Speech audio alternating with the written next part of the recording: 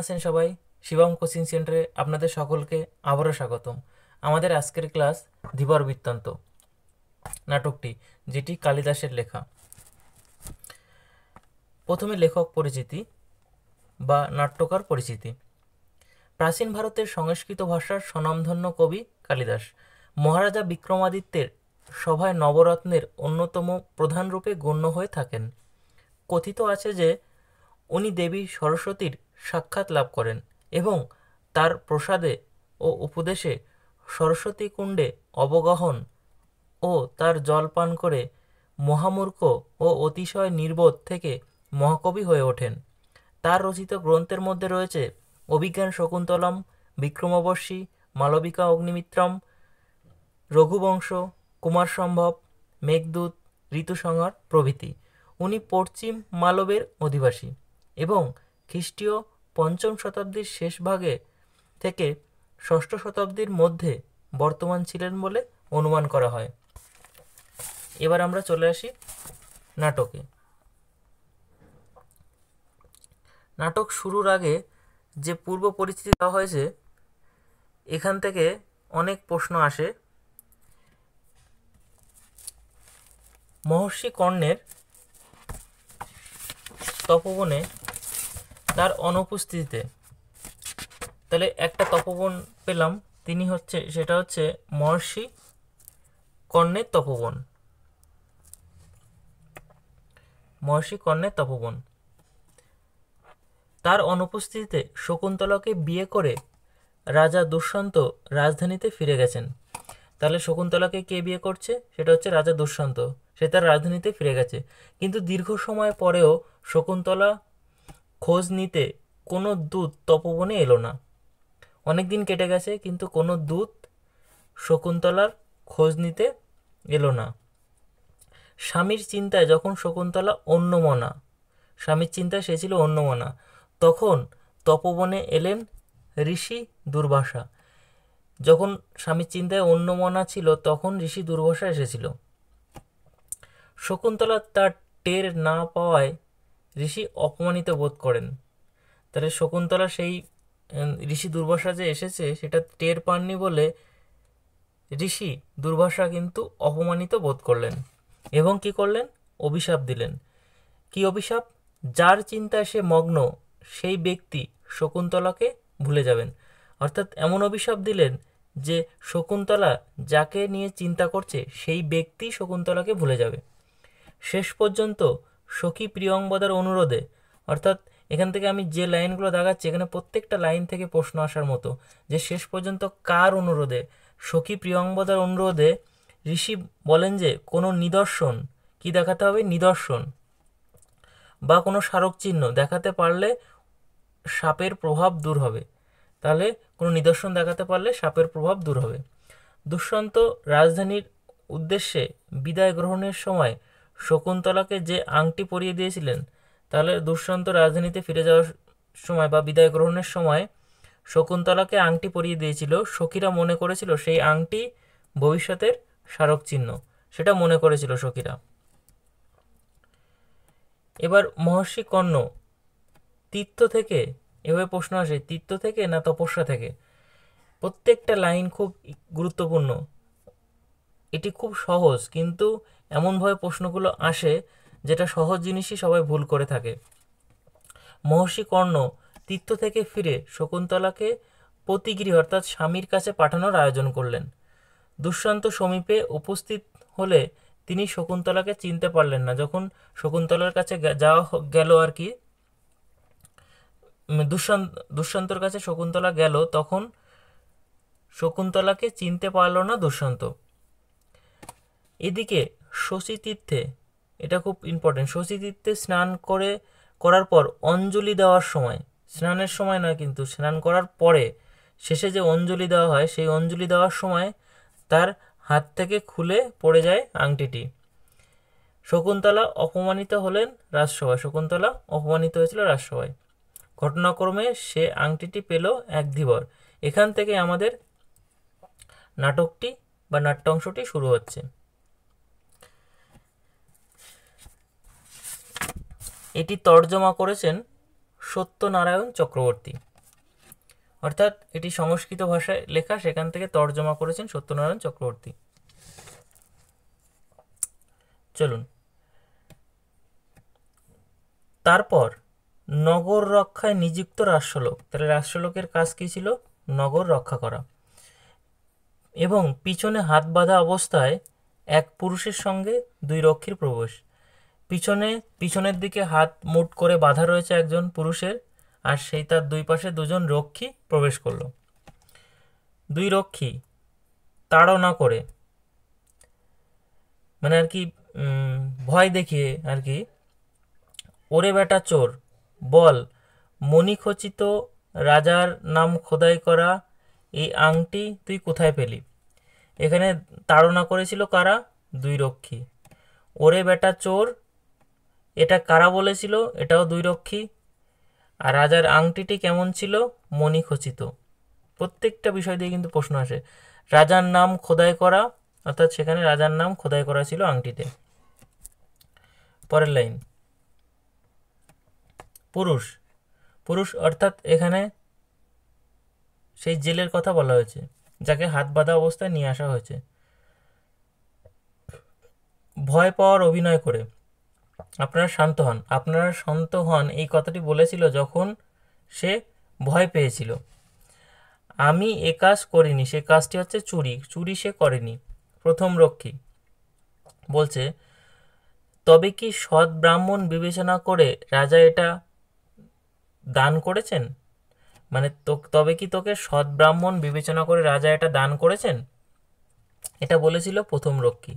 প্রশ্ন আসে এই লাইনটা দিয়ে কে বলেছিল এই কথাটি, আর এই লাইনটা দিয়ে প্রশ্ন আসে প্রথম রক্ষী বলেছিল। পুরুষ অর্থাৎ সেই জেলেটি, আপনারা অনুগ্রহ করে শুনুন, অর্থাৎ খুব রিকোয়েস্ট করে সে বলছে যে আপনারা দয়া করে বা অনুগ্রহ করে শুনুন, আমি একজন জেলে। তাহলে সে পেশায় কি? জেলে। শক্রাবতারে আমি থাকি। কোথায় থাকে? শক্রাবতারে সে থাকে। দ্বিতীয় রক্ষী, বেটা বাটপার, আমরা কি তোর জাতের কথা জিজ্ঞাসা করেছি? এই লাইনটা কে বলেছিল? দ্বিতীয় রক্ষী বলেছিল। তবে কি সৎ ব্রাহ্মণ বিবেচনা করে এটা বলেছিল প্রথম রক্ষী। বেটা বাটপার, আমরা কি তোর জাতের কথা জিজ্ঞাসা করেছি? এটা বলেছিল দ্বিতীয় রক্ষী। আসি, শ্যালক অর্থাৎ রাজশ্যালক, সূচক, একে পূর্বাপর সব বলতে দাও, মধ্যে বাধা দিও না। সূচককে এ কথাটি বলেছিল, একে পূর্বাপর বলতে দাও। এই কথাটি রাজশ্যালক সূচককে বলেছিল, মধ্যে বাধা দিও না। এই লাইনটা দিয়েও প্রশ্ন আসে, মধ্যে বাধা দিও না এ কথা কে বলেছিল? শ্যালক বলেছিল। দুই রক্ষী, তা আপনি যা আদেশ করেন, বল কি বলছিলি? অর্থাৎ আপনি যা আদেশ করেন, এটা দুই রক্ষীর বক্তব্য। এই লাইনগুলো খুব আসে পরীক্ষায় এবং সবাই কনফিউশন হয়ে যায়, প্রথম রক্ষী না দ্বিতীয় রক্ষী না রাজশ্যালক। বেশিরভাগ ঘুলিয়ে যায় প্রথম রক্ষী আর দ্বিতীয় রক্ষী, সূচক আর জানুকের মধ্যে। তাহলে দুই রক্ষী কি বলছে? তা আপনি যা আদেশ করেন, এটা বলছে কিন্তু রাজশ্যালককে। বল কি বলছিলি, এই কথাটা বলছে পুরুষ অর্থাৎ জেলেকে। পুরুষ বলছে, আমি জাল, বড়শি ইত্যাদি নানা উপায়ে মাছ ধরে সংসার চালাই। এখানে অপশান থাকতে পারে যে জাল, মাছ ধরার উপকরণগুলো কি কি, চারটে অপশান থাকলো তার মধ্যে, বা মাছ ধরার উপকরণ নয় কোনটি, যে কোনো একটি মাছ ধরার উপকরণ নয় দেওয়া থাকবে, সেটাতে টিক দিতে হবে, এরকম থাকে। তাহলে মাছ ধরে সে সংসার চালায়। শ্যালক হেসে, তা তোর জীবিকা বেশ পবিত্র বলতে হয় দেখছি। তাহলে এসে এই কথাটি সে বলেছিল। কে বলেছিল? রাজশ্যালক তার জীবিকাকে পবিত্র বলেছিল। এবার তার উত্তরে পুরুষ বলেছিল, শুনুন মশাই, এরকম বলবেন না। যে বৃত্তি নিয়ে যে মানুষ জন্মেছে, সেই বৃত্তি নিন্দনীয় হলেও তা পরিত্যাগ করা উচিত নয়। বেদজ্ঞ ব্রাহ্মণ স্বভাবে দয়াপরায়ণ হলেও যজ্ঞ পশুবধের সময় নির্দয় হয়ে থাকেন। তাহলে সেই জেলেটি এবার কি বলল? যে শুনুন মশাই, অর্থাৎ সে রাজশ্যালককে বলছে, শুনুন শুনুন, এরকম বলবেন না। কারণ যে বৃত্তি নিয়ে অর্থাৎ যে যে পেশা নিয়ে জন্মগ্রহণ করেছে সেটা যতই ঘৃণ্য আর নিন্দনীয় হোক না কেন সেটা পরিত্যাগ করা উচিত নয়। আগেকার আমাদের সমাজে আমরা দেখেছি যে মুচির ছেলে মুচি, রাজার ছেলে রাজা, এরকমভাবে যে যা যেমন ধরনের তার যে পেশা, কামারের ছেলে কামার, কুমোরের ছেলে কুমোর, যে যে ধরনের পেশা নিয়ে যে পেশায় জন্মগ্রহণ করেছে যে ফ্যামিলিতে, সে সেটা নিয়েই কাজ করবে। যে এমনকি বেদজ্ঞ ব্রাহ্মণ যে সে যদি স্বভাবে দয়াপরায়ণও থাকে, কিন্তু যজ্ঞের সময় যখন পশু বলি দেওয়া হয় সে কিন্তু নির্দয় হয়ে থাকেন, তখন তার দয়া দেখান না, সে যতই দয়াবান হোক না কেন। অর্থাৎ এখানে বলতে চাইছে যে যে যে পেশা নিয়ে জন্মগ্রহণ করেছে সে সে পেশা খারাপ ভালো মন্দ যাই হোক না কেন সেটার মধ্যেই সে সীমাবদ্ধ থাকবে, আর সেটা যতই ঘৃণ্য হোক না কেন সে সেটাই করবে। তাহলে এবার এখান থেকে লাইনগুলো দেখি আমরা, যে স্বভাবে দয়াপরায়ণকে কার কথা বলা হয়েছে? বেদজ্ঞ ব্রাহ্মণ। যজ্ঞীয় পশুবধের সময় যে নির্দয় হয়ে থাকেন কে? সেটা হচ্ছে বেদজ্ঞ ব্রাহ্মণ। এখানে অপশান অনেকগুলো থাকতে পারে, শাস্ত্রজ্ঞ ব্রাহ্মণ বা অন্য অন্য অপশান থাকতে পারে, সেখানে আমাদের অ্যান্সার হয়ে যাবে বেদজ্ঞ ব্রাহ্মণ। শ্যালক তারপর তারপর পুরুষ বলছে, একদিন একটা রুই মাছ যখন আমি খণ্ড খণ্ড করে কাটলাম, তখন সেই মাছের পেটের মধ্যে মণিমুক্তায় ঝলমলে এই আংটি দেখতে পেলাম। পরে সেই আংটিটা বিক্রি করার জন্য যখন লোককে দেখাচ্ছিলাম, তখন আপনারা আমায় ধরলেন। এখন মারতে হয় মারুন, ছেড়ে দিতে হয় ছেড়ে দিন। কিভাবে এই আংটি আমার কাছে এলো তা বললাম। তাহলে সেই জেলেটি কি বলল? যে একদিন সে একটা মাছ পেয়েছিল, রুই মাছ, সেটা যখন সে খণ্ড খণ্ড করে কাটছিল, সেই মাছের পেটের মধ্যে থেকে সে এই আংটিটি পেয়েছিল। সেই আংটিটা বিক্রি করার জন্য যখন বাজারে এসে লোককে দেখাচ্ছিল, তখন এই রাজশালক আর দুই রক্ষী মিলে তাকে ধরে নিয়ে এসছে। এখন সে বলছে যে আমাকে যা শাস্তি দিতে হয় দিন, আমি কিভাবে আংটিটা পেলাম সেটা আপনাদের বললাম। এবার তাহলে কোথা থেকে পেয়েছিল আংটিটা? রুই মাছের পেট থেকে। আংটিটা কেমন ছিল? মণিমুক্তায় ঝলমলে। আংটিটা সে বিক্রি করার জন্য বাজারে এসেছিল। আচ্ছা, তখন তারা রাজশালক আর দুই রক্ষী তাকে ধরেছিল। এবার চলে আসি পরের লাইন। শালক মানে রাজশালক জানুক এর গা থেকে কাঁচা মাংসের গন্ধ আসছে, এ অবশ্যই গোসাপ খাওয়া জেলে হবে। তবে আংটি পাওয়ার ব্যাপারে যা বলল তা একবার অনুসন্ধান করে দেখতে হবে, সুতরাং রাজবাড়িতেই যাই। আচ্ছা, তাহলে কি বলল শালক?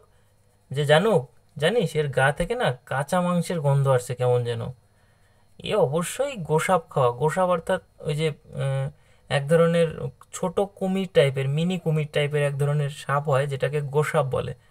সেই ছাল দিয়ে অনেক সময় বিভিন্ন বাদ্যযন্ত্র তৈরি করা হয়, মানে একতারা বা এই জাতীয়, তার নিচে ওই ছালগুলো দিয়ে। সেই গোসাপ খাওয়া জেলে হবে। তবে আংটি পাওয়ার ব্যাপারে যা বললো তা একবার অনুসন্ধান অর্থাৎ খোঁজ নিয়ে দেখতে হবে যে সত্যি বললো না মিথ্যা বললো। সুতরাং সেটা খোঁজ নিতে গেলে রাজবাড়িতে যেতে হবে, রাজার কাছে যেতে হবে। এই কথাটি বললো কিন্তু শ্যালক কাকে বলল? জানুককে শুনিয়ে বলল। এবার দুই রক্ষী, তবে তাই হোক, এই কথাটি কারা বলেছিল? এই লাইনটাতে প্রশ্ন আসে, তবে তাই হোক, এটা দুই রক্ষী বলেছিল। চল রে গাট কাটা, এই কথাটা দুজন, এই লাইনটাই পুরো লাইনটাই দুই রক্ষী বলেছিল। সবাই এগিয়ে চললেন, অর্থাৎ রাজবাড়ির দিকে এগিয়ে যাচ্ছি আমরা। শ্যালক বলছে সূচক, এবার সূচককে বলছে, সদর দরজায় সাবধানে এই চোরকে নিয়ে অপেক্ষা কর। ইতিমধ্যে এই আংটি কিভাবে পাওয়া গেল সে সব বিষয়ে মহারাজের নিবেদন করে তার আদেশ নিয়ে ফিরছি। তাহলে সূচককে বলল যে চোরকে নিয়ে এখানে দরজার সামনে দাঁড়িয়ে থাক, আমি এর মধ্যে গিয়ে আংটিটা রাজাকে দেখিয়ে সব কিছু খবরাখবর নিয়ে কি আদেশ হয় সেটা নিয়ে আসছি। এই কথা কিন্তু শ্যালক বলল।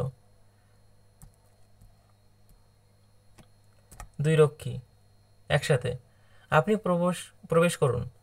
মহারাজ এ সংবাদ শুনে খুব খুশি হবেন। রাজশালক বেরিয়ে গেলেন। অর্থাৎ দুই রক্ষী তাকে বলল, আপনি এটা নিয়ে চলে যান, এক্ষুনি মহারাজকে দেখান, কারণ যেহেতু মহারাজের আংটি, এটা পেলে মহারাজ নিশ্চয়ই খুব খুশি হবেন।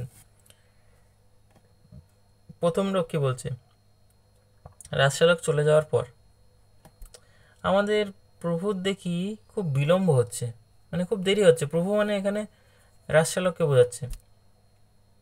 দ্বিতীয় রক্ষী, আরে বাবা, অবসর বুঝে তবেই না রাজার কাছে যাওয়া যায়, হুট করে কি আর গিয়ে সঙ্গে সঙ্গে চলে আসা যায়? হয়তো রাজা কোনো কাজে ব্যস্ত আছে, বা কোনো অন্য কোনো কাজ করছে, বা অন্যদের সঙ্গে কথা বলছে, অবসর বুঝেই না তবে রাজার কাছে গিয়ে কোনো কিছু বলা যায়? এ তো আর যে সে ব্যক্তি নয়, একজন রাজা। তাই বলছে যে অবসর বুঝে তবেই না রাজার কাছে যাওয়া যায়। এটা কে বলছে? দ্বিতীয় রক্ষী বলছে। প্রথম রক্ষী বলছে, জানুক। তাহলে প্রথম রক্ষী কিন্তু জানক নয়, জানক হচ্ছে দ্বিতীয় রক্ষী। প্রথম রক্ষী হচ্ছে সূচক। একে মারার আগে এর গলায় যে ফুলের মালা পরানো হবে তা গাঁথতে আমার হাত দুটো এখনই নিষ্পিস করছে। জেলেকে দেখিয়ে দেখিয়ে আর কি এই কাজটা করছে সে। প্রথম রক্ষী কি করছে তাহলে? যে একে, অর্থাৎ এই যে জেলেকে মারার জন্য, অর্থাৎ একে তো মারার আগে তাকে ফুলের মালা পরাতে হবে গলায়। সেই ফুলের মালা সে গাঁথবে বলে তার হাত নিষ্পিস করছে প্রথম রক্ষীর। একেবারে নিষ্পিস করছে, জেলেকে দেখিয়ে দেখিয়ে বলছে আমার হাত কেমন যেন নিষ্পিস করছে, যে কখন আমি একে মারার হুকুম হবে আর আমি এর জন্য ফুলের মালা গাঁথবো। এবার প্রথম সেই জেলে অর্থাৎ পুরুষ, সে তো নির্দোষ। সে তো বলছে, মহাশয় বিনা দোষে আমাকে মারবেন না, অর্থাৎ সে তো কোনো দোষ করেনি, সে নিজে জানে, সেই জন্য সে কথাটি বলছে। দ্বিতীয় রক্ষী তাকিয়ে দেখে, এই তো আমাদের প্রভু মহারাজের হুকুমনামা হাতে নিয়ে এইদিকেই আসছেন। অর্থাৎ দ্বিতীয় রক্ষী দেখতে পেল যে রাজশালক তাদের দিকেই আসছে মহারাজের হুকুমনামা হাতে নিয়ে। হয় তোকে শকুনি দিয়ে খাওয়ানো হবে, না হয় কুকুর দিয়ে খাওয়ানো হবে। এই দুটো পশু দিয়ে খাওয়ানোর কথা বলা হয়েছিল। একটি হচ্ছে শকুনি বা শকুন, আর একটা হচ্ছে কুকুর। পাখি, একটা পাখি আর একটা হচ্ছে পশু। এই দুটো জন্তু দিয়ে খাওয়ানোর কথা, বা পাখি দিয়ে আর জন্তু দিয়ে খাওয়ানোর কথা বলা হয়েছিল। কে বলেছিল? দ্বিতীয় রক্ষী বলেছিল। রাজশালক প্রবেশ করলো। শ্যালক সূচক এসেই শ্যালক সূচককে বলছে, এই জেলেকে ছেড়ে দাও, আংটি পাওয়ার ব্যাপারে এ যা বলেছে তা সব সত্যি বলে প্রমাণিত হয়েছে। তাহলে কি হলো? সূচককে এসেই শ্যালক বলল যে সূচক ওকে ছেড়ে দাও, আংটি পাওয়ার ব্যাপারে ও যেটা বলেছিল সব সত্যি হয়েছে। সূচক তখন বলল, হ্যাঁ তা প্রভু যা আদেশ করেন, অর্থাৎ আপনি যা বলেন আমরা তো তাই করব। দ্বিতীয় রক্ষী আবার বলছে, এই জেলে জমের বাড়ি গিয়ে আবার ফিরে এলো। এখানে প্রশ্ন আসে যে জেলে জমের বাড়ি থেকে ফিরে এলো, নাকি জমের দ্বার থেকে ফিরে এলো, নাকি জমের ঘর থেকে ফিরে এলো, এরকমভাবে অপশান দেয়। মানে এতটাই কনফিউশন হয়ে যায় আমরা, যে জমের দ্বার দিয়ে দিই কখনো, এতটাই কনফিউশন, জানা বিষয় তবুও একই জিনিস বারবার দিলে তখন ভুল হওয়ার সম্ভাবনাটা থাকে। তাহলে দ্বিতীয় রক্ষী কি বলেছিল? জমের বাড়ি থেকে, জমের বাড়ি গিয়ে আবার ফিরে এলো। জেলের বাঁধন খুলে দিল, হাতের বাঁধন। পুরুষ অর্থাৎ জেলে শ্যালককে প্রণাম করলো। প্রভু, আজ আমার সংসার কি চলবে কিভাবে? বলছে, প্রভু আজকে আমি কিভাবে সংসার চালাবো, কারণ আমাকে এখানে তো আটকে এনে রেখে দিলেন, আমি তো সারাদিন কোনো মাছ ধরতে পারলাম না, তাহলে আমার কিভাবে সংসার চলবে? তখন শ্যালক বলছে, মহারাজ আংটির মূল্যের সমান পরিমাণ এই অর্থ খুশি হয়ে তোমায় দিয়েছেন। অর্থাৎ আংটি যে পরিমাণ দাম হয় সেই দামের অর্থ মহারাজা খুশি হয়ে, অর্থাৎ খুব খুশি মনে তিনি এটা দিয়েছেন। জেলেকে সেই টাকাটাই দিলেন। তখন জেলে বলছে, প্রণাম করে আর কি সেটা গ্রহণ করলো। এভাবে প্রণাম করে সে গ্রহণ করলো। প্রভু, অনুগৃহীত হলাম। এই কথাটি, অনুগৃহীত হওয়ার কথাটি কে বলেছে? পুরুষ বলেছিল, অর্থাৎ জেলে বলেছিল। সূচক বলছে, এ যা তা অনুগ্রহ, এ যে শুল থেকে নামিয়ে একেবারে হাতির পিঠে চড়িয়ে দেওয়া হলো। তাহলে এই কথাটি বলেছিল সূচক, তাই তো? সেই কথাটি বলেছিল সূচক। তাহলে সে বলেছিল হাতির পিঠে চড়িয়ে দেওয়া হলো, শুল থেকে নামিয়ে, অর্থাৎ সে যে অন্যায় করেছিল সে শুলে পড়ানোর যোগ্য। হ্যাঁ, সেখান থেকে, কারণ এর আগে সে কিন্তু ওই মালা গাঁথার জন্য চেষ্টা করেছিল, মানে মালা গাঁথতে চেয়েছিল, যে শুলে চড়ানোর আগে তাকে মালা গাঁথতে হবে, সেই মালাটি সে গাঁথবে। সূচক কিন্তু আগে সেটা পরিকল্পনাটা করেছিল, এবং সেই পরিকল্পনাটা যখন হলো না, তখন সে বলল যে একে তো শুলে চড়ানোর কথাই ছিল, কিন্তু একে তো একেবারে সেখান থেকে নামিয়ে হাতির পিঠে চড়িয়ে দেওয়া হলো। এবার জানুক বলছে, যে জানুক এতক্ষণ ধরে তার নামে নানা রকম কথাবার্তা বলছিল, যে যে হয়তো ওকে কুকুর দিয়ে খাওয়ানো হবে, নালে শকুনি দিয়ে খাওয়ানো হবে, এরকম কথা বলছিল, সে তখন বলছে, যে পরিমাণ পরিতোষক দেখছি তাতে বোঝা যাচ্ছে সেই আংটিটা রাজার খুব প্রিয় ছিল। এই লাইনটা দিয়ে প্রশ্ন আসে যে তাতেই বোঝা যাচ্ছে, কি বোঝা যাচ্ছে? রাজার আংটিটা খুব প্রিয় ছিল। শ্যালক বলছে, দামি রত্ন বসানো বলেই আংটিটা রাজার কাছে মূল্যবান মনে হয়েছে এমনটা আমার মনে হয় না। সেই আংটি দেখে রাজার কোনো প্রিয়জনের কথা মনে পড়েছে। স্বভাবতই গম্ভীর প্রকৃতির হলেও মুহূর্তের জন্য রাজা বিহ্বলভাবে চেয়ে রইলেন। তাহলে শ্যালক এসে বলল যে আংটিটা দামি বলে রাজার কাছে মূল্যবান হয়েছে তা নয়, বা রত্ন বসানো বলে তার কাছে মূল্যবান হয়েছে তা নয়, আমার মনে হচ্ছে যে এই আংটিটা দেখে রাজার কোনো প্রিয় মানুষের কথা মনে পড়েছে। সেই জন্য স্বভাবত, অর্থাৎ রাজার স্বভাবই হচ্ছে গম্ভীর প্রকৃতির, কিন্তু মুহূর্তের জন্য সেজন্য কেমন বিহ্বলভাবে চেয়ে রইলেন। এখানে প্রশ্ন আসে, রাজা কেমনভাবে চেয়ে রইলেন? বিহ্বলভাবে।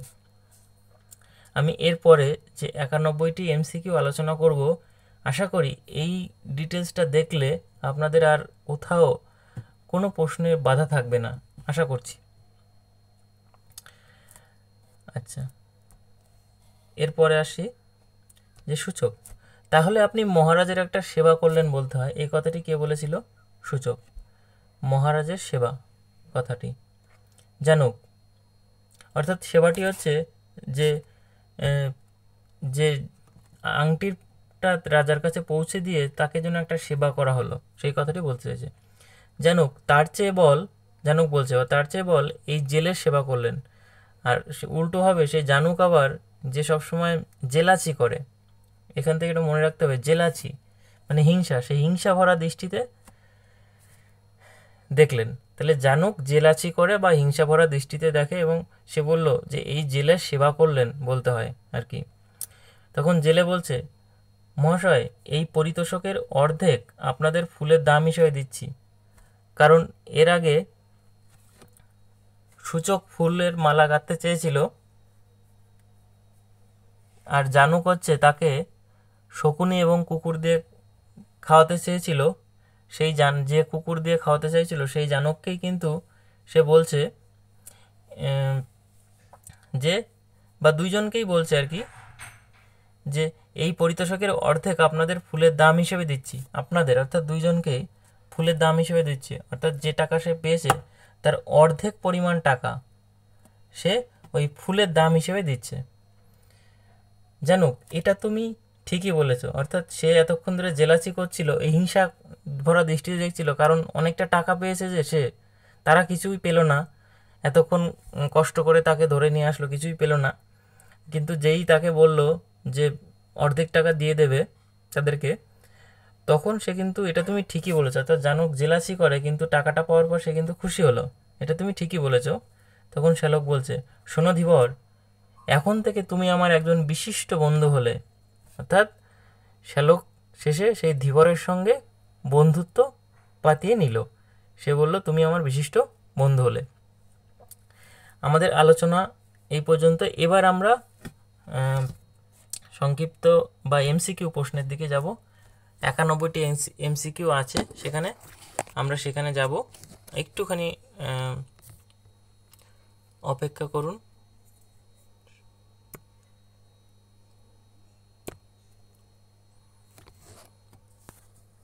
চলুন, ভিডিওটি একটু বড় হবে, কষ্ট করে একটু দেখবেন, কারণ এখন সময়টা হাতে তো খুব কম, তার জন্য খুব দ্রুতভাবে আমি ক্লাসগুলোকে করিয়ে দেওয়ার চেষ্টা করছি।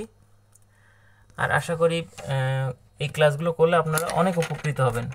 অপশানের ভরসা না করে আমি খুব দ্রুতভাবে 91টি এমসিকিউ শেষ করে দিচ্ছি। চলুন, ধীবর বৃত্তান্ত নাট্যাংশের নাট্যকর হলেন কালিদাস। পরবর্তী প্রশ্ন, শকুন্তলার জন্মদাতা পিতার নাম কি? শকুন্তলার জন্মদাতা পিতা হলো বিশ্বামিত্র। বলা হলো না তার পিতামাতা। শকুন্তলার পিতা হলেন ঋষি বা মহারিষি বিশ্বামিত্র এবং মাতা হলেন অপ্সরা মেনকা। পরবর্তী প্রশ্ন, ধীবর বৃত্তান্ত নাট্যাংশটি সংস্কৃত ভাষায় লেখা কোন নাটকের? অভিজ্ঞান শকুন্তলম নাটকের অংশবিশেষ। পরবর্তী প্রশ্ন, এটা তুমি ঠিকই বলেছ, এই কথাটি কে বলেছে? একদম লাস্টে আমরা একটু আগে দেখলাম যে জানুক বলেছিল যে এটা তুমি ঠিকই বলেছ, যখন টাকার প্রসঙ্গটা এসেছিল, টাকা তাদের দিতে চেয়েছিল তখন। কার তপবনে শকুন্তলা বাস করতেন? সেটা হচ্ছে মহর্ষি কর্ণের তপবনে। এই নাটকটি কে সংস্কৃত থেকে বাংলা ভাষায় অনুবাদ করেন? সত্যনারায়ণ চক্রবর্তী সংস্কৃত থেকে বাংলা ভাষায় তর্জমা করেছিলেন। শকুন্তলাকে অভিশাপ দেন কোন মুনি? শকুন্তলাকে অভিশাপ দিয়েছিলেন একজন রাগী মুনি আসে, সে হচ্ছে দুর্ভাষা। তার ভাষাটাই দুর্ভাষা, অর্থাৎ তার ভাষাটাই খারাপ। তার ভাষাটাই খারাপ, এভাবে মনে রাখতে হবে যে দুর্ভাষা, তার ভাষাটাই খারাপ, সেই কিন্তু অভিশাপটা দিয়েছিল। জেলে ফিরে এলো কোথা থেকে? আমি একটু আগে বললাম যে জমের দুয়ার থেকে, নাকি জমের দক্ষিণ দুয়ার থেকে, নাকি জমের বাড়ি থেকে, এই তিনটে কথাই প্রচলিত। এখানে অবশ্যই জানতে হবে, এখানে উত্তর হবে জমের বাড়ি থেকে ফিরে এলো। পরবর্তী প্রশ্ন, এই নাট্য অংশটির মূল নাটকের কোন অংশের অংশবিশেষ? এটা হচ্ছে মূল নাটকের ষষ্ঠ অংশের অংশবিশেষ।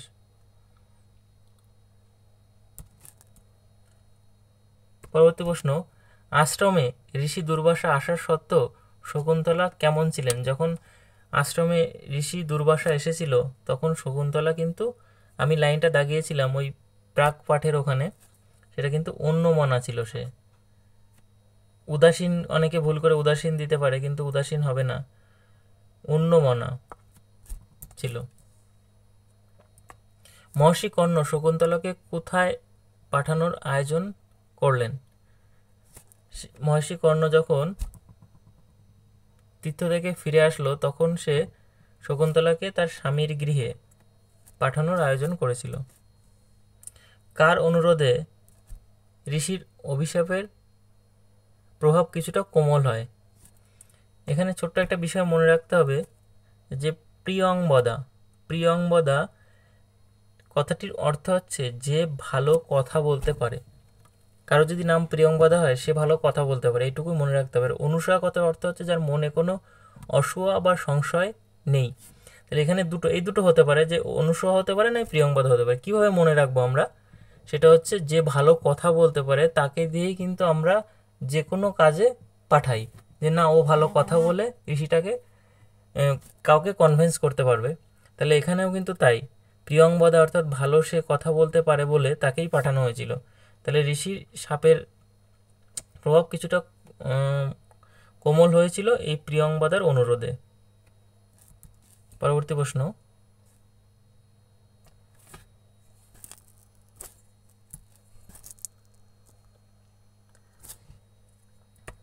নিচের কোনটি মাছ ধরার উপকরণ নয়? এখানে ভালো করে দেখতে হবে মাছ ধরার উপকরণ নয় কোনটি। জাল তো মাছ ধরার উপকরণ, বড়শিও তাই, খালুইও তাই, কিন্তু গলুই, গলুই হচ্ছে যেটাতে নৌকাতে থাকে, নৌকাতে, নৌকায় বসার যে এটা, ওটাকেই বলে গলুই। আর খলুই হচ্ছে মাছ ধরার একটা খাঁচা টাইপের বিশেষ। আর বড়শি জাল তো সবাই জানেন। তাহলে এখানে অ্যান্সার হয়ে যাবে গলুই। পরবর্তী প্রশ্ন, সখীদ্বয় শকুন্তলার স্মারক চিহ্ন স্বরূপ কোন অলঙ্কার মনে করেছেন? এটা হচ্ছে তার স্মারক চিহ্ন হিসেবে আংটি দেওয়ার, দুষ্যন্ত দেওয়া সেই আংটিটা মনে করেছিল। রাজা দুষ্যন্ত শকুন্তলাকে কার তপবনে বিয়ে করেন? এটা হচ্ছে তারা তো থাকতো মহের্ষি কর্ণের তপবনে, সেখানেই তাকে বিয়ে করা হয় বা শকুন্তলাকে দুষ্যন্ত বিবাহ করে। ধীবর সংসার চালায় কিভাবে? ধীবর সংসার চালায় কিন্তু মাছ ধরে, কারণ সে জেলে, সে মাছ ধরে তো সংসার চালাবে। শকুন্তলার হাতের আংটিটি কোথায় পড়ে যায়? সেটা হচ্ছে তারা যখন তার স্বামীর গৃহে যাচ্ছিল, সেখানে যাওয়ার পথে একটা তীর্থে স্নান করেছিল, সেই তীর্থটির নাম ছিল শশী তীর্থ, এবং সেখানে স্নানের পর অঞ্জলি দেওয়ার সময় তার আঙুল থেকে আংটিটি খুলে পড়ে যায়। শকুন্তলা কার চিন্তায় অন্যমনে ছিলেন? অবশ্যই তার স্বামীর চিন্তায়। আমি একজন জেলে ড্যাশ আমি থাকি, অর্থাৎ এখানে হবে শক্রাবতারে, তার গ্রামের নাম শক্রাবতার, এখানে অপশান গ, এটা শক্রাবতার। শ্যালক ধীবরকে মেনে নিল, কী হিসেবে মেনে নিয়েছিল? শেষে আমরা দেখতে পেয়েছিলাম তার শুধু বন্ধু নয় কিন্তু, বা প্রিয় বন্ধু হিসেবে নয়, বিশিষ্ট বন্ধু হিসেবে, বিশিষ্ট পার্সন, বিশিষ্ট বন্ধু হিসেবে মেনে নিয়েছিল, বিশিষ্ট প্রিয় বন্ধু হিসেবে মেনে নিয়েছিল। ঘটনাক্রমে শকুন্তলার হাতের আংটিটি পেয়েছিল কে? ধীবর, একটা জেলে কিন্তু পেয়েছিল। সৎ ব্রাহ্মণ কাকে বলা হয়, বা সৎ ব্রাহ্মণকে বলা হয় কি? এইখানে যেটা বলা হয়েছিল সেটা হচ্ছে সৎ ব্রাহ্মণ ছিল, কিন্তু যেটা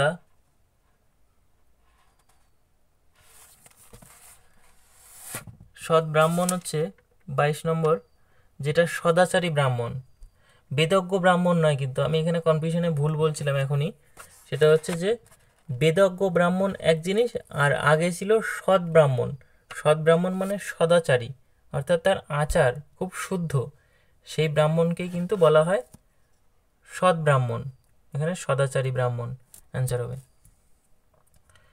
জন্মগত বৃত্তি নিন্দনীয় হলেও তা পরিত্যাগ করা উচিত নয়, সেটা আমি বলেছিলাম আলোচনায়, পরিত্যাগ করা উচিত নয়।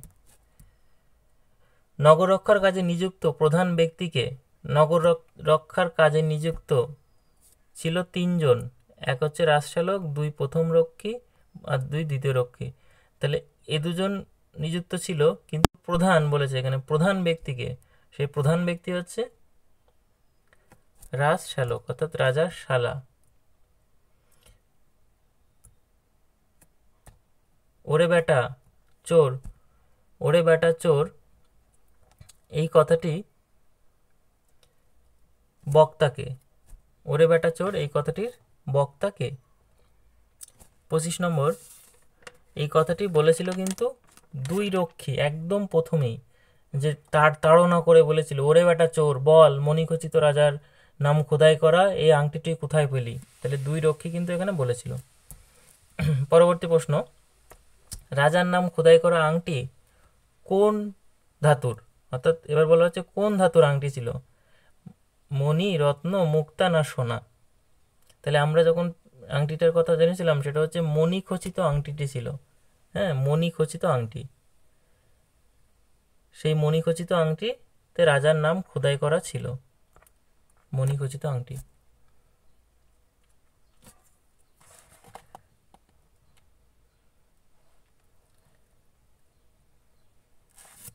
ছাব্বিশ নম্বর, পরবর্তী প্রশ্ন,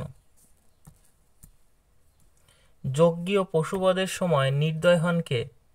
একটু আগে আমরা পড়লাম যে যজ্ঞীয় পশুবধের সময় যে বেদজ্ঞ ব্রাহ্মণ, সেই কিন্তু নির্দয় হয়ে থাকেন, কারণ সেটাই তার যজ্ঞ তিনি করেন, ব্রাহ্মণ মানুষ, তাকে পশুবধ দেখতেই হবে। সে যতই সদয় ব্যক্তি হন না কেন, তাকে কিন্তু এই পশুবধ নির্দয়ভাবে তাকে দেখতে হবে। ভয় পাওয়ার ভান করে হাত পা বাঁধা পুরুষটি কি বলেছিল? আপনারা শান্ত হন, এই কথাটি সে বলেছিল। আমি কিন্তু প্রত্যেকটা ভিতরের থেকে, প্রত্যেকটা লাইন থেকে কিন্তু প্রশ্ন আসার মতো। কিসে শকুন্তলার সাপের প্রভাব দূর হবে বলেছিলেন মহর্ষি দুর্বাসা? অর্থাৎ কোনো নিদর্শন দেখাতে পারলে দুর্বাসার সেই সাপের প্রভাব দূর হবে বলে জানিয়েছিল। তোকে কি সৎ ব্রাহ্মণ বিবেচনা করে রাজা এটা দান করেছেন, কথাটি কে বলেছিল? এই কথাটি কিন্তু বলেছিল প্রথম রক্ষী। আমরা প্রথম দিকেই পাই, প্রথম রক্ষী এই কথাটি বলেছিল। এই কোন রক্ষী কি বলেছিল এটা নিয়ে একটা সূত্র করে আপনারা মনে রাখার চেষ্টা করবেন, আর যদি না পারেন আমাকে বলবেন, আমি অবশ্যই একটা সূত্র করে দেবো, যে সূত্রের মধ্য দিয়ে আপনারা দুটো লাইন মনে রাখলেই যে কে কি বলেছিল সেটা চট করে মনে পড়ে যাবে, কারণ একাধিকবার পড়া সত্ত্বেও এটা ভুল হতে পারে। জেলে পরিতোষকের অর্ধেক অর্থ দিল কি হয়ে, কিসের জন্য? ফুলের দাম হিসেবে সে দিয়েছিল।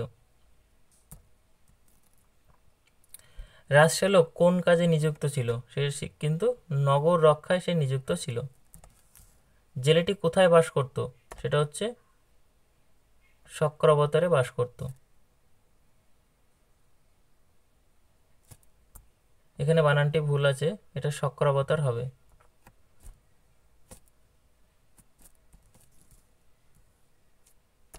তাতেই বোঝা যাচ্ছে কি জানানোর কথা বলা হয়েছে। আমি এই লাইনটা দিয়ে বলেছিলাম যে আংটিটা রাজার খুব প্রিয় ছিল, তাতেই বোঝা যাচ্ছে আংটিটা রাজার খুব প্রিয় ছিল।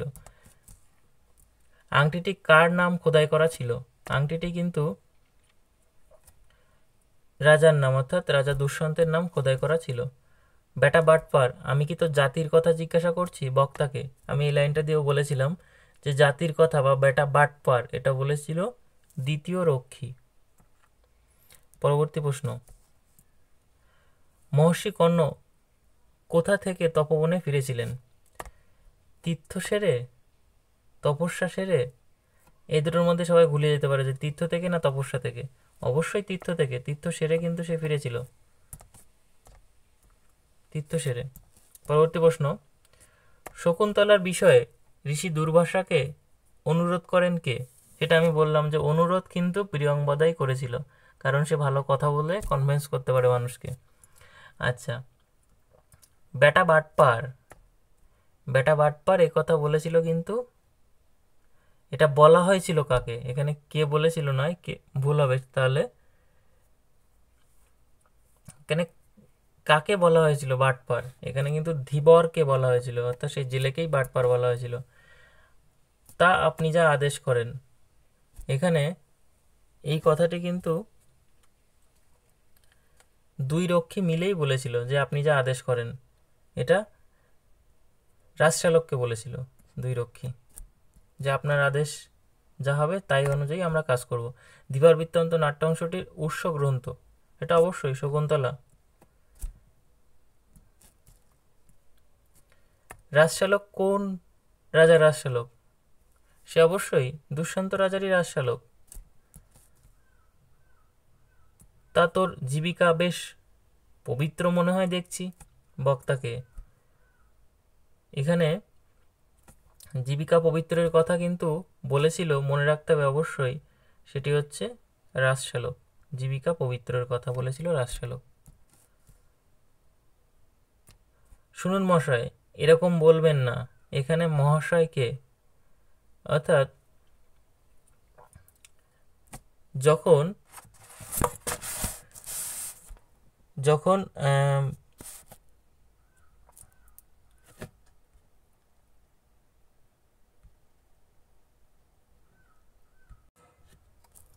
এখানে জেলেটি বলেছিল রাজশালককে যে শুনুন মশাই এরকম বলবেন না, কারণ যে যে বৃত্তি নিয়ে জন্মগ্রহণ করে সেই বৃত্তি যত নিন্দনীয় হোক না কেন সে সেটা ত্যাগ করতে পারে না। সেটা হচ্ছে এখানে মহাশয় হলেন রাজশালক। পরবর্তী প্রশ্ন, কাকে বিদ্রূপ করে সৎব্রাহ্মণ বলা হয়েছে? এখানে বিদ্রূপ করে সৎব্রাহ্মণ বলা হয়েছিল ধীবরকে। পরবর্তী প্রশ্ন, জেলে যে মাস খণ্ড খণ্ড করে কাটছিল সেটা হচ্ছে রুই মাস। যে বৃত্তি নিয়ে মানুষ জন্মেছে সেই বৃত্তি নিন্দনীয় হলেও পরিত্যাগ করা উচিত নয়, এটা বক্তা হচ্ছে সেই ধীবরটি সেই কথা কিন্তু বলেছিল। পরবর্তী প্রশ্ন,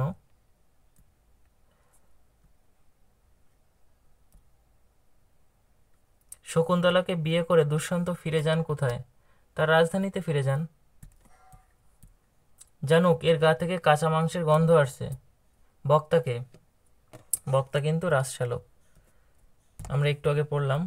বেটা বাটপার কথাটি বলেছিল কে? এই বাটপার এই কথাটি কিন্তু দ্বিতীয় রক্ষী বলেছিল। তবে তাই হোক, চল রে গাট কাটা, এই কথাটি কে বলেছিল? এটাও দ্বিতীয় রক্ষী বলেছিল। পরবর্তী প্রশ্ন, ওরে বেটা চোর, এই কথাটি কে বলেছিল? ওরে বেটা চোর, এটা প্রথমেই এই কথাটি বলা হয়েছিল, দুই রক্ষী তাড়না করে বলেছিল ওরে বেটা চোর, দুজন মিলেই। কিন্তু কাকে বলা হয়েছিল? এখানে প্রশ্ন এসেছে কাকে বলা হয়েছে? সে ধীবরকে বলা হয়েছিল। 52 নম্বর। পরবর্তী প্রশ্ন, জেলের গা থেকে কিসের মাংসর গন্ধ বেরোচ্ছিল? সেটা হচ্ছে কাঁচা মাংসের। মহারাজের আদেশ আনার জন্য রাজার কাছে গেল কে? রাজশালক গিয়েছিল। একে পূর্বাপর বলতে দাও, পূর্বাপর কথাটির অর্থ হচ্ছে আগে পরে। পরবর্তী প্রশ্ন, সৎ ব্রাহ্মণ কি দানের কথা বলা হয়েছে? সৎ ব্রাহ্মণ অর্থাৎ ধীবরকে বলা হয়েছিল যে সৎ ব্রাহ্মণ বিবেচনা করে এই আংটিটি কি রাজাদেরকে দান করেছে, তাহলে আংটিটি দানের কথা বলা হয়েছিল। পরবর্তী প্রশ্ন, যজ্ঞীয় পশুবধের সময় কে নির্দয় হন? অর্থাৎ বেদজ্ঞ ব্রাহ্মণ, বেদজ্ঞ ব্রাহ্মণ কিন্তু নির্দয় হন। ব্রাহ্মণ পণ্ডিত এরকমভাবে ভুলভাল অনেক অপশান থাকতে পারে। ধীবর বৃত্তান্ত নাট্যাংশে ফুলের মালা গাঁথার জন্য কার হাত নিষ্পিস করছিল? আমরা কিন্তু দেখেছি ফুলের মালা গাঁথার জন্য হাত নিষ্পিস করছিল প্রথম রক্ষীর, অর্থাৎ সূচকের। প্রথম রক্ষী সূচকের, অপশান ক। পরবর্তী, জেলের গায়ের গন্ধ আসার ব্যাপারে রাজশালক কি বলেছে? নিশ্চয়ই সে গোসাপ খায়। গোসাপ খাওয়া জেলে, সেই জন্যই তার গা থেকে শুধু সাপ খাওয়া নয়, গোসাপ খাওয়া জেলে। মধ্যে বাধা দিও না, এ কথা বলেছিল কে? অর্থাৎ তাকে পূর্বপর বলতে দাও, মধ্যে বাধা দিও না, এ কথা বলেছিল কিন্তু রাজশালক। পরবর্তী প্রশ্ন, দ্বিতীয় রক্ষী ধরে বেঁধে আনা লোকটিকে প্রথমে যে গালি পাড়ে যে গালি পাড়া হয়, প্রথমেই তাকে কি গালাগালি দেওয়া হয়? ধরে বেঁধে আনার পরেই প্রথমেই তাকে কি বলা হয়? প্রথমেই তাকে কিন্তু বলা হয় যে বেটা বাটপার, এই কথাটি কিন্তু প্রথমেই বলা হয়। সেটাও কিন্তু দ্বিতীয় রক্ষী তাকে বলেছিল যে বেটা বাটপার। এই সংবাদ শুনে খুশি হবেন। কে খুশি হবেন? সেটি হচ্ছে রাজা দুষ্যন্ত খুশি হবেন। কোন সংবাদ? আংটি পাওয়ার সংবাদ। কোন রাজা শকুন্তলাকে বিয়ে করেন? সেটা হচ্ছে দুষ্যন্ত। আমাদের প্রভুর দেখি খুব বিলম্ব হচ্ছে, বক্তাকে আর প্রভুকে? এখানে অপশান দেখো, দুই জায়গায় আছে, প্রভু হচ্ছে রাজশালক, এ রাজশালক, তাহলে প্রথম রক্ষী আর দ্বিতীয় রক্ষী বোঝাই যাচ্ছে। তাহলে কে এই কথাটি বলেছিল? 64 নম্বরের প্রশ্ন, প্রথম রক্ষী রাজশালককে কিন্তু বলেছিল যে আমাদের প্রভুর দেখি খুব বিলম্ব হচ্ছে। শালক সূচককে চোরকে নিয়ে অপেক্ষা করতে বলেছিল কোথায়? সদর দরজায়। সদর দরজায়, তার রাজবাড়িতে নয় কিন্তু সদর দরজায়। অপশানটা দেখে উত্তর করতে হবে খুব সাবধানে। ফুলের মালা গাঁথতে আমার হাত দুটো নিষ্পিস করছে। কার ফুলের মালা গাঁথতে হাত নিষ্পিস করছিল? ফুলের মালা গাঁথতে কিন্তু হাত নিষ্পিস করছিল প্রথম রক্ষী সূচকের, প্রথম রক্ষীর। বাটপার শব্দটির অর্থ কি? বাটপার শব্দটির অর্থ হচ্ছে, 67 নম্বর প্রশ্ন, যে প্রতারক, অর্থাৎ প্রতারণা করা, ঠকায় মানুষকে, সেই হচ্ছে বাটপার। প্রথমে এই গালাগালিটি দেওয়া হয়েছিল। দুষ্যন্ত সমীপে উপস্থিত হলে তিনি শকুন্তলাকে চিনতে পারলেন না, উদ্ধৃতি তিনি হলেন কে? তিনি হলেন অবশ্যই মহারাজা, তাকে চিনতে পারলেন না, মহারাজ দুষ্যন্ত। বিনা দোষে আমাকে মারবেন না এই কথা বলার আগে রক্ষীদের কি বলে সম্বোধন করেছিলেন? সে কিন্তু অবশ্যই মহাশয় বলে সম্বোধন করেছিল। মহাশয়, বিনা দোষে আমাকে মারবেন না। কারণ তারা কি করছিল, তা তখন প্রথম রক্ষী যখন বলেছিল যে তাকে মারার জন্য, যে মারার পরে যে ফুলের মালা গাঁথতে হবে সেই গাঁথার জন্য তার হাত নিষ্পিস করছে, তখন কিন্তু জেলে এই কথাটি বলেছিল। এই তো আমাদের প্রভু মহারাজের হুকুমনামা হাতে নিয়ে এদিকে আসছেন, এ কথা কে বলেছে? এ কথা কিন্তু দ্বিতীয় রক্ষী দেখতে পেয়েছিল। তাকিয়ে দেখতে পেয়েছিল দ্বিতীয় রক্ষী। জেলেকে কি কি জন্তু দিয়ে খাওয়ানোর কথা বলা হয়েছিল? এখানে আমি বললাম যে অ্যাকচুয়ালি অ্যান্সার শকুন আর কুকুর। এখানে জন্তু আর সেই সাথে পাখি, শকুনটা হচ্ছে পাখি জাতীয়। 71 নম্বর, এখানে অ্যান্সার হবে আমার শকুন এবং কুকুর। আংটিটি পাওয়ার ব্যাপারে জেলে যা বলেছিল তা রাজার কাছে প্রমাণিত হয় যে সত্যি বলে, সেটা সত্যি বলে প্রমাণিত হয়। একে পূর্বপর বলতে দাও, মাঝে একথা কে বলেছিলেন? এটা বলতে বলেছিল, যে মাঝখানে কথা না বলতে বলেছিল, সেটা হচ্ছে রাজশালক। পরবর্তী প্রশ্ন, রাজশালক চোরকে নিয়ে অপেক্ষা করতে বলেছিল কাকে? কাকে বলেছিল যে সদর দরজায় দাঁড়াও চোরকে নিয়ে? সূচককে বলেছিল। রাজশালকের সঙ্গে থাকা প্রথম রক্ষীর নাম কি? প্রথম রক্ষীর নাম হচ্ছে 75 নম্বর প্রশ্ন, সূচক। প্রথম রক্ষীর নামই কিন্তু সূচক। দ্বিতীয় রক্ষীর নাম হচ্ছে জানুক, প্রথম রক্ষীর নাম হচ্ছে সূচক।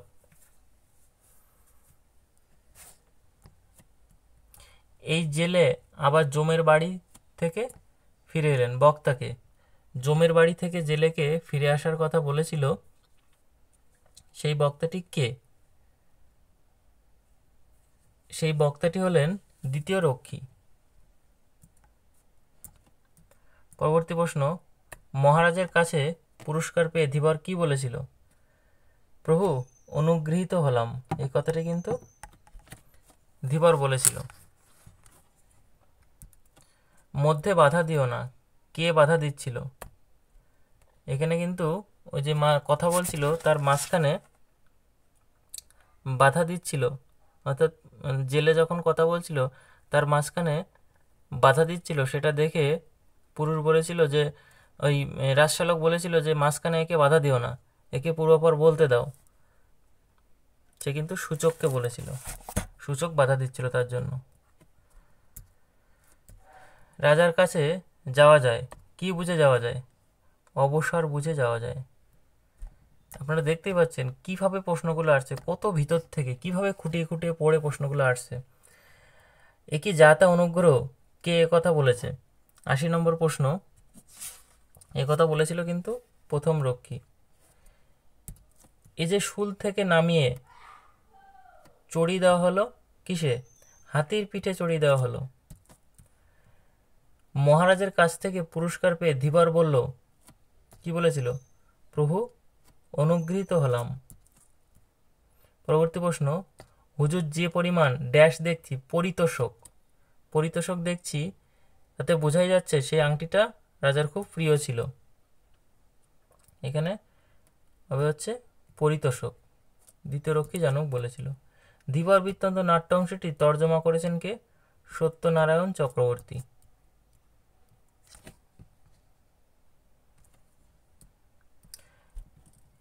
শ্যালকের বিচার অনুযায়ী আংটি দেখে মহারাজের কি মনে পড়েছে? অর্থাৎ শ্যালক কি মনে করেছিল? আংটিটা দেখে রাজার কোনো প্রিয়জনের কথা মনে পড়েছে, এটা শ্যালক মনে করেছিল। আংটিটা পেয়ে ভাবগম্ভীর রাজা কেমন ভাবে চেয়েছিল? সেটা হচ্ছে বিহ্বল ভাবে, বিহ্বল চিত্তে কিন্তু নয়, একদম ভুল হয়ে যাবে। বিহ্বল চিত্তে একদমই নয়, বিহ্বল ভাবেই কিন্তু সে চেয়েছিল। কিসের দিকে? সেই আংটিটার দিকে সে কিন্তু বিহ্বল দৃষ্টিতে চেয়েছিল। বিহ্বল ভাবে, দৃষ্টিতেও নয়, বিহ্বল ভাবে চেয়েছিল। তাহলে আপনি মহারাজের সেবা করলেন বলতে হয়, এ কথা কে বলেছে? সেটা কিন্তু সূচক বলেছিল এই কথাটি। পরবর্তী প্রশ্ন, শকুন্তলার পালক পিতার নাম কি? যে পালন করেছে সেটা হচ্ছে মহর্ষি কর্ণ। ক মধ্যাহ্ন 9 বয়। ধীবরকে কে হিংসা ভরা দৃষ্টিতে দেখেছিল? আমি বললাম যে হিংসা তার জেলাসি ভরা দৃষ্টিতে দেখেছিল কিন্তু জানুক। ধীবর যা ধীবর যা পরিতোষক পেয়েছিল তার কতটা রক্ষীদের দিয়েছিল? তার অর্ধেকটা কিন্তু সে রক্ষীদের দিয়েছিল ফুলের মালা গাঁথার জন্য।